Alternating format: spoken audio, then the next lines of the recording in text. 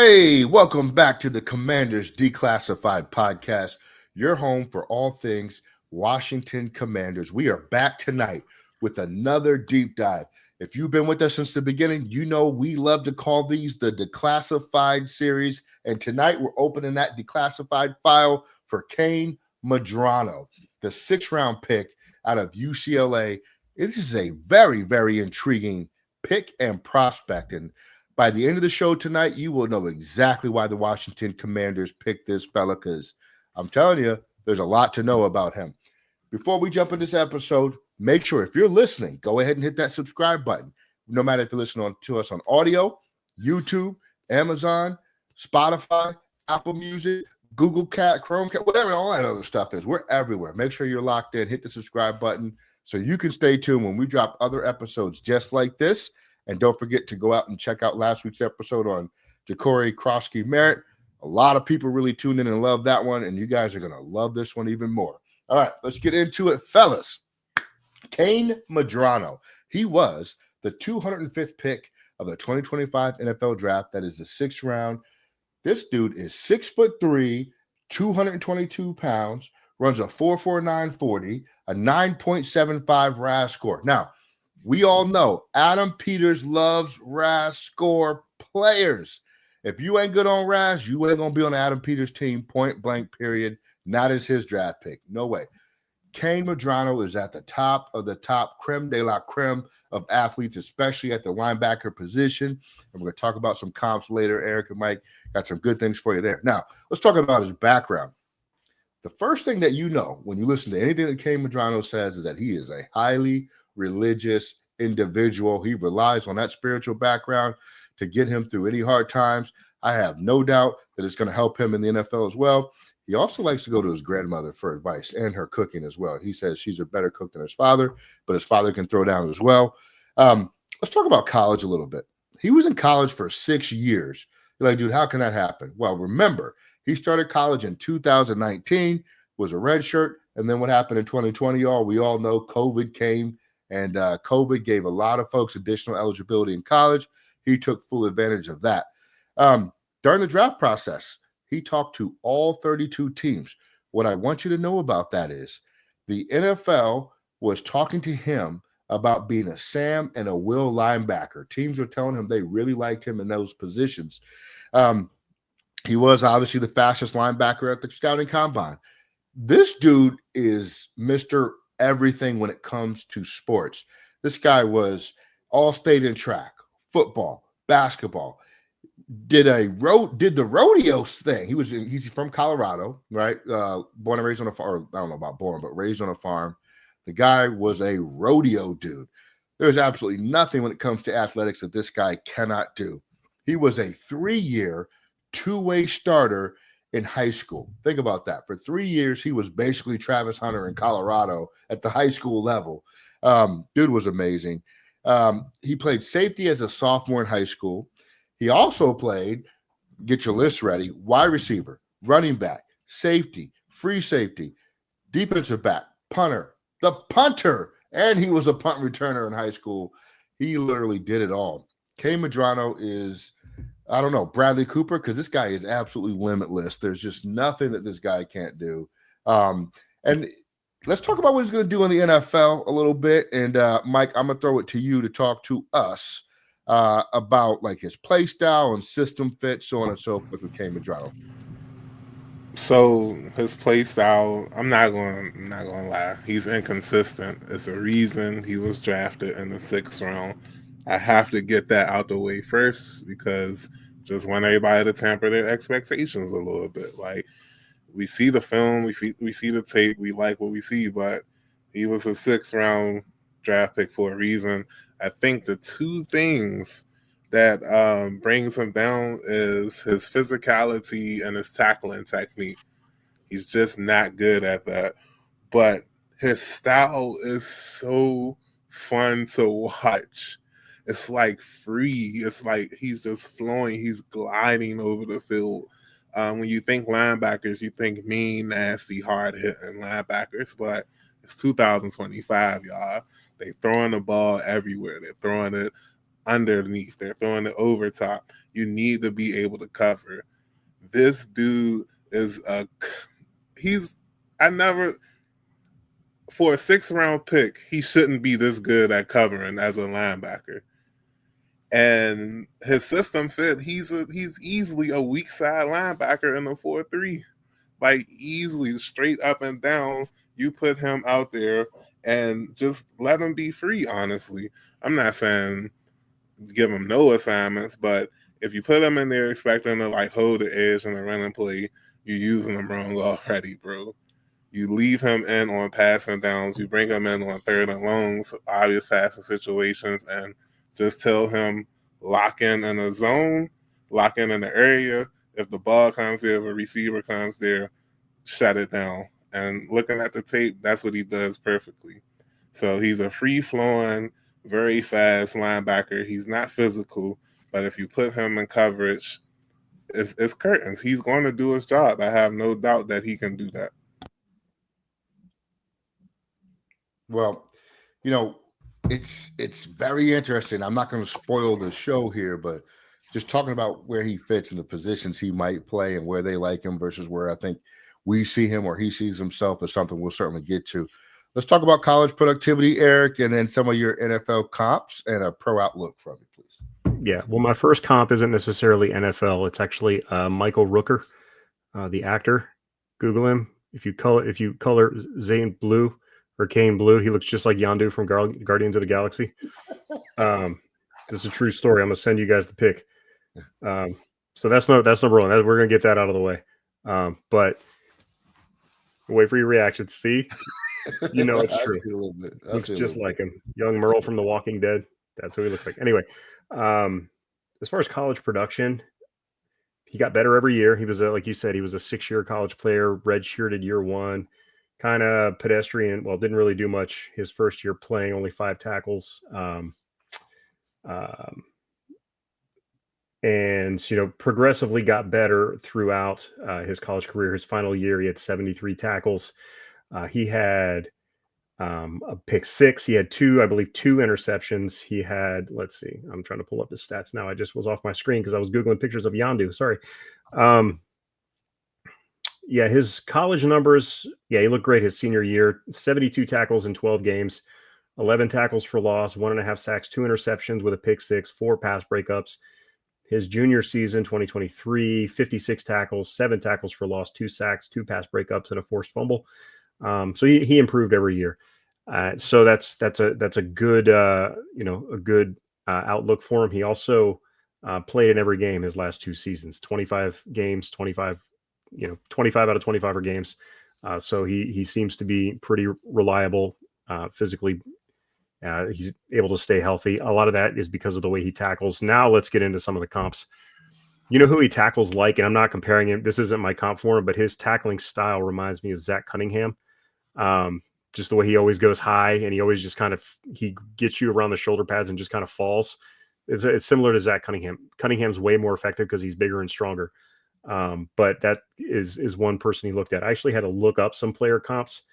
And guys like Jacob Hummel for the Rams, now Ravens. He's like a special teamer, backup linebacker. Justin Sternad for the Broncos, who's carved out a nice little career for himself. He's got a nice role in that defense. Not a superstar by any stretch of the imagination, but those are the kind of comps he's drawing, mainly because of his size. But for me, I'm going to go a different route. I think because of where he is and what this defense is looking for, I'm going to give him my comp for him is going to be Jeremy Chin, the guy that we just lost. You look at the height, weight, speed, vertical jump, explosiveness, fluidity, it's all almost identical. And I think that's kind of the role they're going to look at him to fill eventually for this defense. I don't know that it's going to be in year one because he's just got a lot of work to do. I just don't see how you're going to have a long NFL career tackling like that. But we'll see. But that's who I think. So my NFL comp for him is going to be Jeremy Chin. He is such a hard player to nail down in terms of comps. I've seen everything from Sua Cravens to I thought about Sua. That was like one of the first ones I looked for. He's so much of a better athlete. Sua was a tweener in every sense of the word. The thing about Kain is that he doesn't even seem like he's a tweener. He just seems like he plays the wrong position. Like he should be a safety, but he's been Yeah. playing linebacker. Like he's fast It- enough and athletic enough to play safety, and there's no reason he won't. Like Sua Cravens just wasn't a good enough athlete to be a safety at the NFL level, which is why they kind of moved him to that little hybrid role. Another guy I look for similarly was Jeremiah Owusu-Koramoah from the that's good. and but not even close. So Owusu-Koramoah is so much more physical. And Yeah. Medrano is a much better athlete. Again, like if you look at all the metrics, way better athlete. He's closer to somebody like an Isaiah Simmons, who I think is also more physical than he is, and he's bigger. But that's the kind that kind of hybrid linebacker role. But Medrano, in my opinion, should be a safety. Like he just looks like a safety. He checks every box for a safety and very few for a linebacker. I just think they're going to use him in that Jeremy Chin role of like the small linebacker, big safety role. It is weird that they didn't put him in safety because he looks like a safety. Like aesthetically, he looks like a safety. To the point where one of the player comps that I kind of had in my mind is weird, but just rock with me for a second. You'll understand where I'm going. Carlson Yankoff, the tight end for the Commanders. Like he's the defensive version of Carlson Yankoff. Like they even went to UCLA. Y'all gotta give that to me. Going old school, but I always like to throw an old school comp. He's like a less physical Marcus Washington. Like they're even the same height. And I give Washington the edge, of course, because he's a traditional linebacker and an old school linebacker. But I feel like if Marcus Washington was playing in 2025, his play style would be similar to what Kain is right now. Maybe just more developed because, again, he's a traditional linebacker. We saw, like, that's the first thing I noticed when I saw Medrano, the tackling. It was soft. It was like he was laying him down to sleep. It wasn't gently caresses you to the ground is kind of what yeah. I thought. And I'm like, but I can't knock it because at the end of the day, you want to get it down. But I mean, just saying, like in the NFL, he's definitely going to have to get stronger. And I don't see why his stock shouldn't be high with the physical traits that he has. So, okay. He didn't compare himself, but he said sort of like a person he patterns his game after is Fred Warner, who was a safety, I believe, in college. I wasn't going to ever say that. No, I know he admitted it, but I wasn't going to say that. No, and Eric, you mentioned J.O.K, and I think that's his absolute ceiling. I was going to say that's spot on with where if everything goes right and then some, you get J.O.K. He's a better athlete though. That's the thing. J.O.K is just a monster. Yeah, he's a different player. He's a different play style and everything. Yeah. But it's like the physical comparisons are close, but their very games are so different. And J.O.K just knocked himself out of the league for this year because of his reckless playing style. So I don't see that happening with Medrano. Right. And from a physicality standpoint, or the desire to see more contact than what you get at the point of contact, he reminds me of Cole Holcomb. You remember the linebacker for the Commander, the Redskins, and the Washington football team, whatever. Cole Holcomb was that middle linebacker that just you wished would just blow up the lineman or the offensive lineman, and he wouldn't do it. He'd get washed out every time. You wish he would just blow up the running back, and he would just lay him down to sleep, like you guys said, every single time. Now, Holcomb was a lot more, built than our guy Medrano is, but I think just in terms of the lack of physicality you want, it's him. I think there's a really natural comparison, though, for Kain Medrano. I think that's Josh Harvey Clemens that was with us for some years a while back. Now, Harvey Clemens was special teams, and you always wanted him to develop into a starting caliber linebacker. And he had some moments where he did start, but Harvey Clemens never fully came around. Now, Medrano's a better athlete than Harvey Clemens was. Harvey Clemens was a 4.6 40 guy. Medrano's a 4.46. Harvey Clemens played in a little bit different era of the NFL. Harvey Clemens was before his time, right? Put it that way. The NFL hadn't fully converted to the passing game league that it is now. I think Harvey Clemens in today's world would be a lot more effective than what he was when he played. I think Medrano was in the exact right era for a player of his style. because the NFL is starting to transition back into a running league, right? So there's a 5-year window before we fully go back to what it looked like in the 90s, potentially, where Medrano can just spread his wings a little bit, be a great contributor on special teams, and also be a situational linebacker, and then see how he develops from there.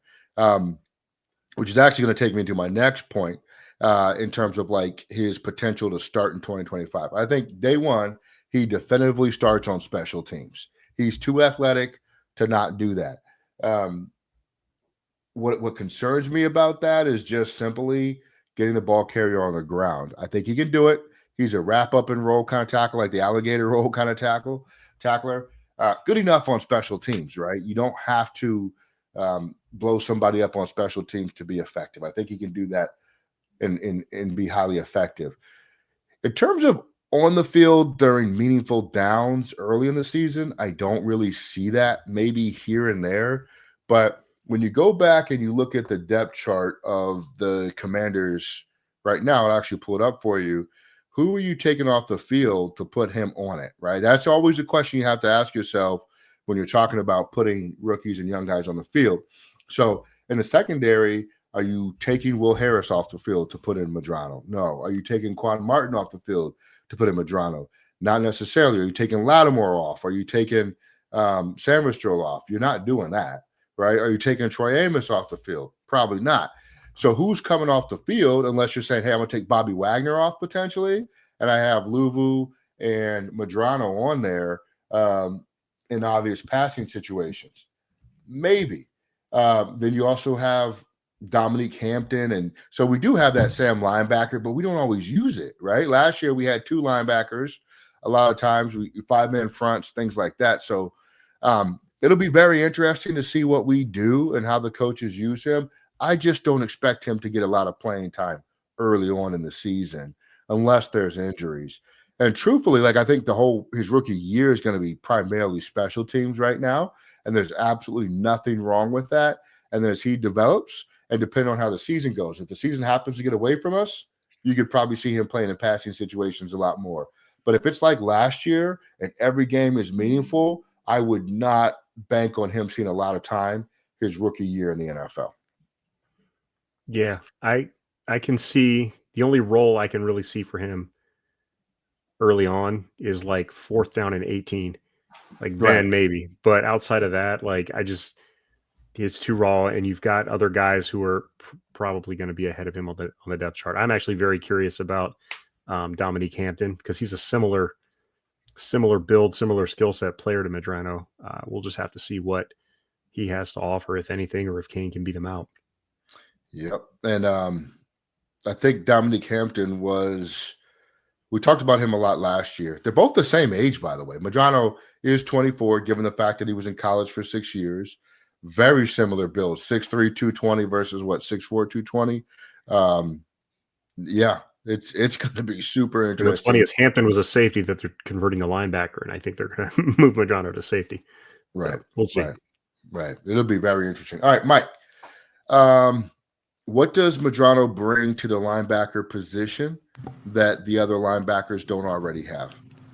Obviously, he's more athletic than, I'm going to say, all the linebackers. Like we've been talking about it the entire episode. His background at wide receiver just automatically makes him better at athleticism compared to the other linebackers. And that was kind of the theme of the draft. We'll talk about that the next couple of weeks. But every draft pick, like you said, that RAS score, super high. He tested 9.75. I didn't know it was high. I know it was high, but that was crazy. He's the opposite of Luvu, man. Like, you want him away from the line of scrimmage, where you want Luvu as close to the line of scrimmage as possible. So they contrast very well. Even Jordan McGee contrasts very well with Medrano. You don't want them basically on the same side ever, or honestly on the field at the same time. You put Medrano in on passing situations. You put McGee on running down, early downs. Obviously more athletic than Wagner right now, but that's because Wagner's just up there in age. It's just that simple. And like everyone's been saying, this episode before the draft, during the draft, he can cover. That's something that I feel like the linebackers did not do as well as we probably would want them to, even though they both were second team All Pro last year.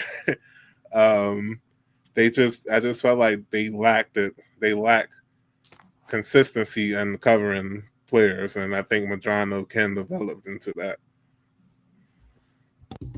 Yeah. By the way, did you guys know that Frankie Louvu ran a 4.840? I looked it up as I was trying to compare their physical profiles. I don't know if that's accurate, but that's what the internet says. I He played believe so it. much faster than that, dude. That's I believe it.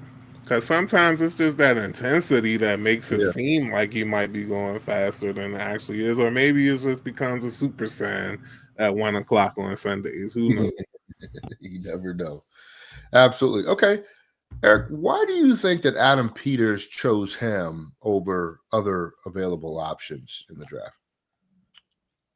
I think that when you get to round 6, that RAS score becomes even more important because you're just drafting guys for potential. And I love the draft strategy. I love picking the best when you get late in the draft to just pick the best athlete and just trust your coaching staff to turn him into something. That and the fact that Ken Norton, he worked with Ken Norton at UCLA. Ken Norton was the linebackers coach or defensive coordinator there, and Medrano was there. So that probably had quite a bit to do with it, the familiarity there, and just the fact that, you know, his size, his speed, his fluidity. And the crazy thing is how like fluid of an athlete he is. It's not even that he's fast. It's that he can flip his hips really well. He moves really well in space. He's got great feel for where he's at on the field at all times, which is all fantastic. He's always in the right spot. He just doesn't always make the play because he doesn't tackle well, and that's something they've got to fix. Hopefully they can. But I think at that point in the draft, you're looking for guys who, you know, at the minimum can help your special teams early on. And I think Medrano is that. And he may never amount to anything. We've thrown out some player comps for him. It's really on him because if he doesn't get better at tackling, he's just not going to get on the field. And he's actually a guy for me that wouldn't even surprise me if he never plays it down in the NFL, honestly. Like, I don't think that's going to be the case, but it wouldn't shock me just because of like looking at his film in college and how how poor his tackling technique is. That's a potential outcome. I don't think it is. I think they'll get him up and running. And I think he at least has some value on special teams. But, you know, at that point in the draft, you're just taking the best athlete that you can. And then, you know, you've got a guy like Krosky Merritt kind of still out there. You're just kind of gauging around, seeing if anybody else, if you know, gambling, if anybody's going to take him before you get, you know, your turn comes up again. But, you know, Kain Medrano, I think the value for him with his athletic ability at that point in the draft was just an easy pick. That was a no-brainer for them. Yeah, and one thing I really liked about Medrano and Proxy is that when you look at the teams that he visited or had conversations with, the Buccaneers, right? What are they known for? Linebackers, right? The San Francisco 49ers, what are they known for? Linebackers and defensive, you know, standouts. So there are teams that really understand the defensive game that were very interested in Medrano, at least picking his brain during the pre-draft process. Overall, I believe he was the 20th ranked linebacker, and he went in the 6th round ahead of a lot of folks in front of him. So I do have optimism for him.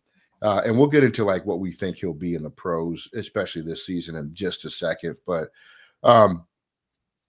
one thing that I think stands out to me is, Logan Paulson was talking about how he had, what grade did he say he had on him? Like he was a top 100 grade on, I think. Yeah, he said he was a top 100 pick, but he admitted that he was higher on him than most, and he's a former UCLA student too. So Bruin, yeah, completely biased, but I digress.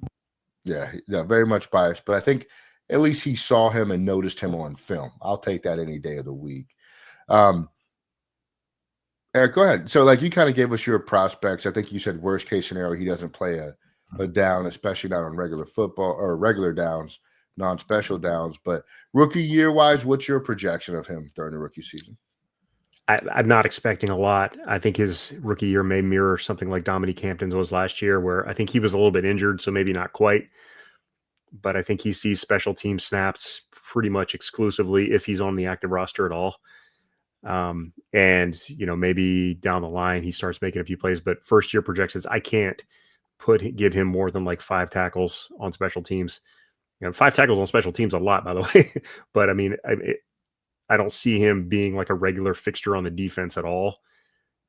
And special teams are special teams. You take your stats as you can get them. If he can show that he's a valuable asset on special teams, be it blocking or stopping gunners or doing whatever he needs to do on special teams, if he can show his value there, he's got a spot in the NFL for a long time. But year one, I really don't expect much out of him at all. Yeah, personality wise, you're gonna absolutely love this kid. I'm telling you, as he gets media moments, you're gonna absolutely fall in love with him. And I want folks that are listening to understand something. Being a special teams player in the NFL to start your career is not a bad thing. That's not a slight. That's not hate. I think it's a real opportunity for him to make a living for his family and develop with some of the best defensive coaches in the NFL. It's a dream scenario for him, if you ask me. Is that he plays special teams, he gets a chance to bulk up a little bit, and also develop within the defensive scheme. Mike, what are your projections for his rookie year? I should start a thing and see how can I bring Terrell Davis up in every episode of Commanders Declassified. On this episode, for those that's old enough to remember or saw older highlights of NFL films, Terrell Davis' first clip in the league, it's a special teams tackle. Like, he rocked somebody, and this was before we even knew about the salute. So I'm just like, I'll piggyback off of LE. Like, you can make it in the NFL. You can become a Hall of Famer, start and special teams for sure. But as far as projections, man, I can't even throw a number on it, Young. I can't even lie. I'll just say this. He'll make a couple of splash plays throughout the year, rather it be kickoff return or spot duty, or even preseason. Like, we'll know Kain Medrano's on the field a few times this season, and that's all I can give you. I'm just keeping it a buck. Well, and I like what you're saying, because like the one thing he's known for, turnovers, creating turnovers. And if he can do that on special teams, I promise you they will find a way to put him on the field during regular downs. Percy Butler, Kain Medrano, they're fighting for a roster spot. Let's say those two are in competition. I know they won't necessarily be.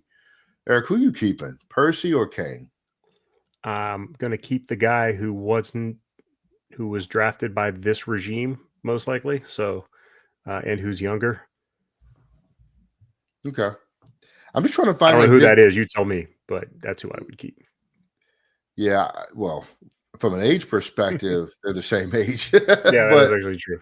Yeah. I mean, I'm trying to figure out, like, in terms of roster, there are concerns that he won't make the roster to start the year at all. I mean, when you look at our linebacker situation, how many do you think we keep? I mean, it's a little early for that conversation, but I'm just looking, and I'll read off the linebackers we have right now. Frankie Louvu, El Cajo, Bobby Wagner, Nick Bellore, Jordan McGee, Dominique Hampton, Kain Medrano, and Cam Arnold. And then, of course, if you factor him in as potentially a safety, then you're looking at Will Harris, Quan Martin, Percy Butler, Jeremy Reeves, Tyler Owens, and Ben Nickel.